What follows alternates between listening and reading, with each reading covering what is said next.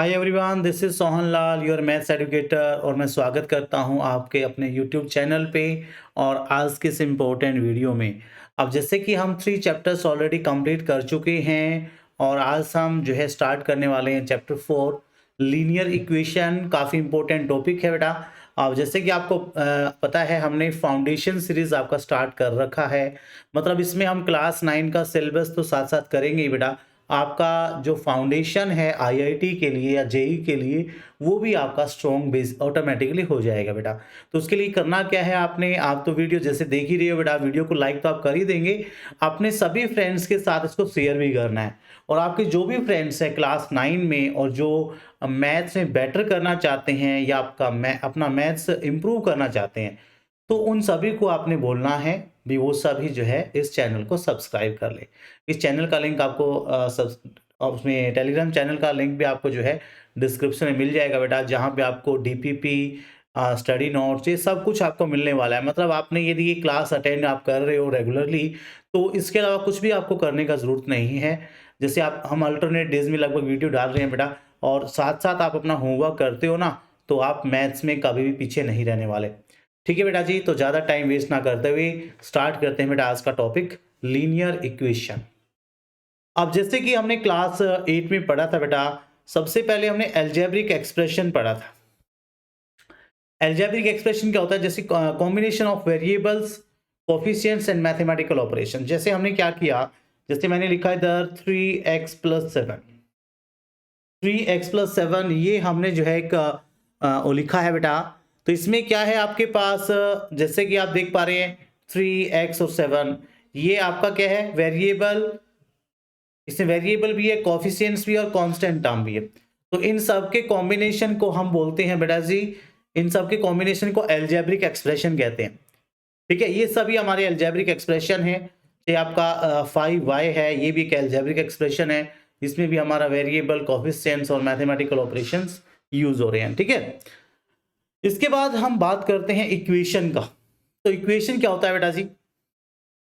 N algebraic expression. देखो, एक algebraic expression having both variable and the sign of equal to, दोनों चीजें होनी चाहिए। वेरिएबल भी होना चाहिए और इक्वल टू का साइन भी होना चाहिए। जैसे मैंने कुछ एग्जांपल्स लिए हैं, 3x + 4 ये हमारा एक इक्वेशन नहीं है, ये एक इक्वेशन नहीं है। क्यों नहीं है? क्योंकि इसमें साइन ऑफ इक्वल टू का तो है ही नहीं बेटा, इक्वल टू का साइन नहीं है इसके अंदर, तो ये भी एक इक्वेशन नहीं है। 7 4 जा 28।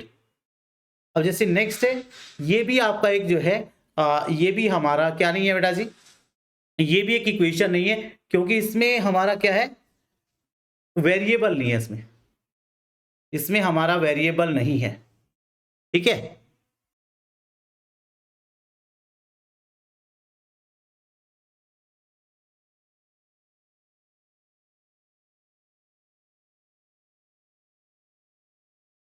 हाँ बेटा जी।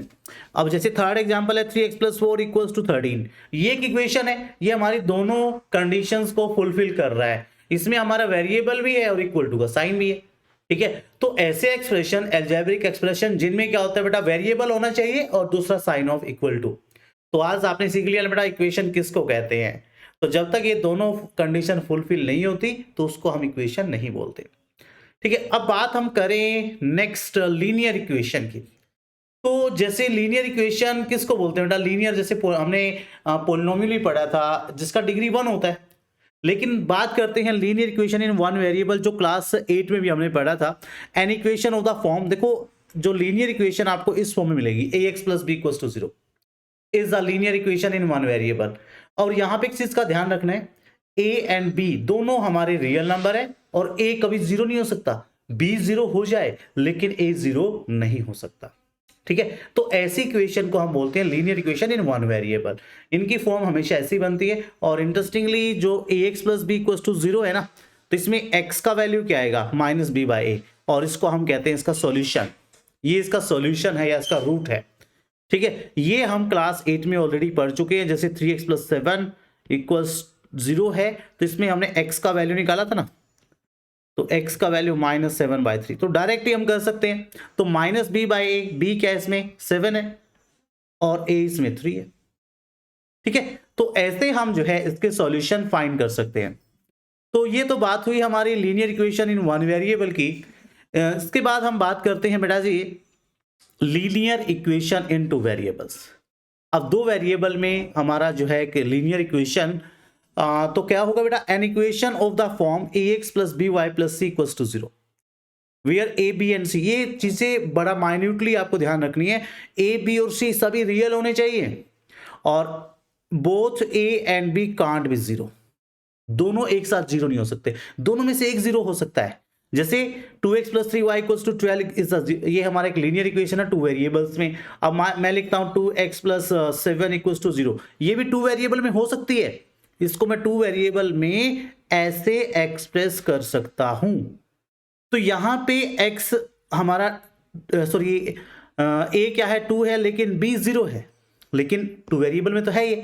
अब जैसे मान लिया नेक्स्ट आ जाए हमारा, यदि मैं लिखता हूं भाई 3, ये है आपका 2y प्लस 6 इक्वल्स टू 0, तो यहां पे हम क्या लिख सकते हैं, अब इसमें हमारा a 0 है तो इसको हम ऐसे लिख सकते हैं 0x plus 2y plus 6 equals to 0। तो ये भी टू वेरिएबल की फॉर्म में एक्सप्रेस हम कर सकते हैं, ठीक है।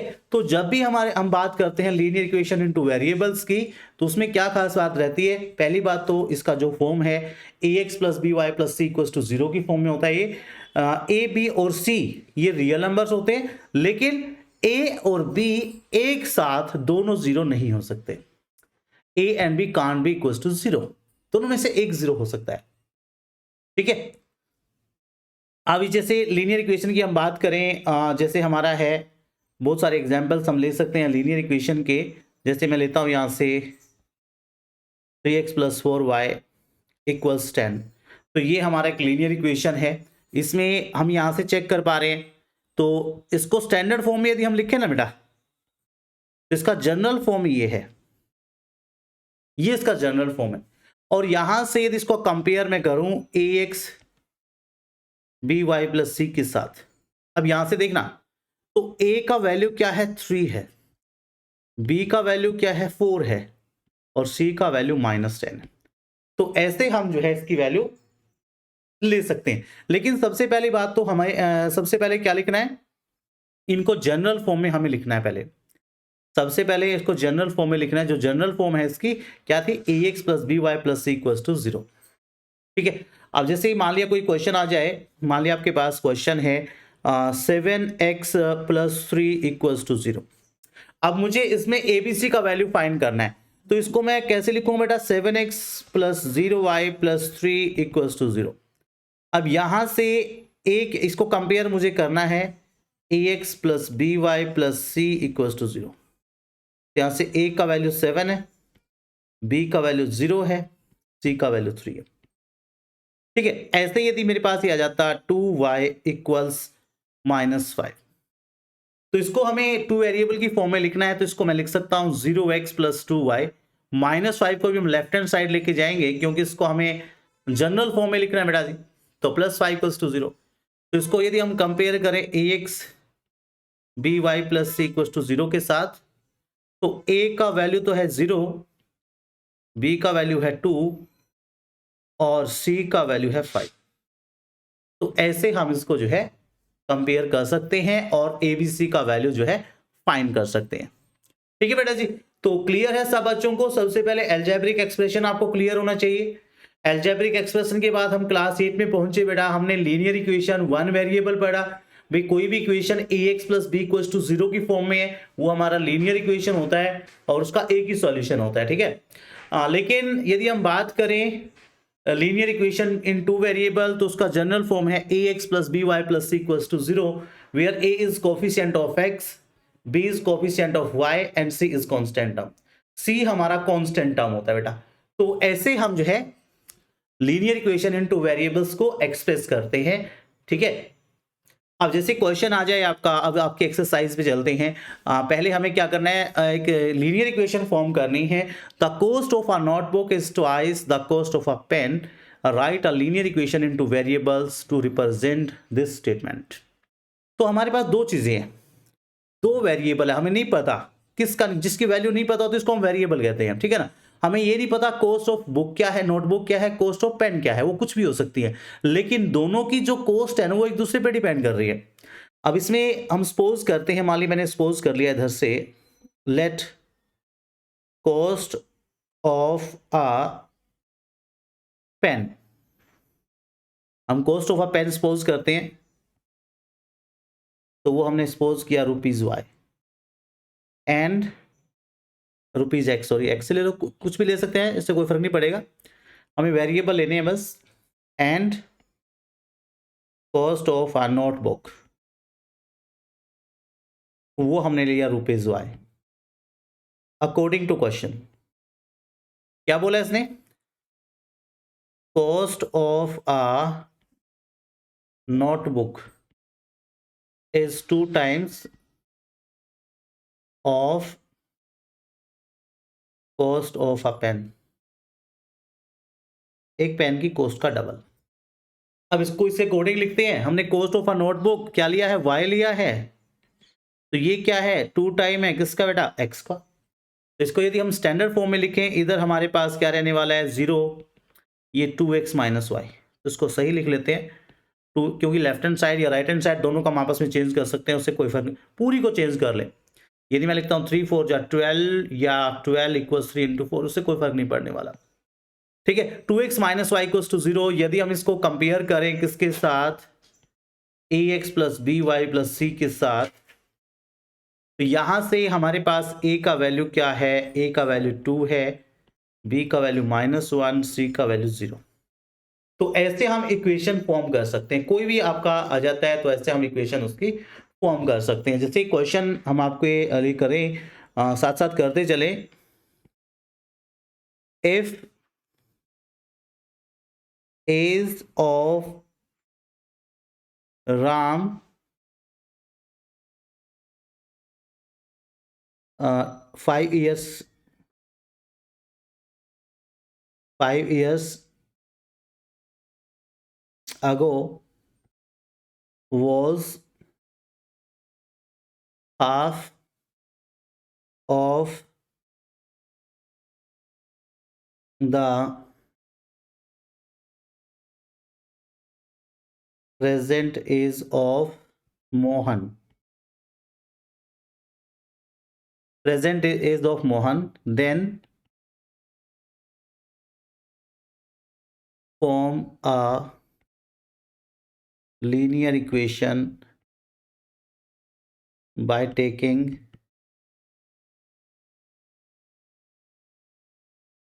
present age of Ram as x and that of Mohan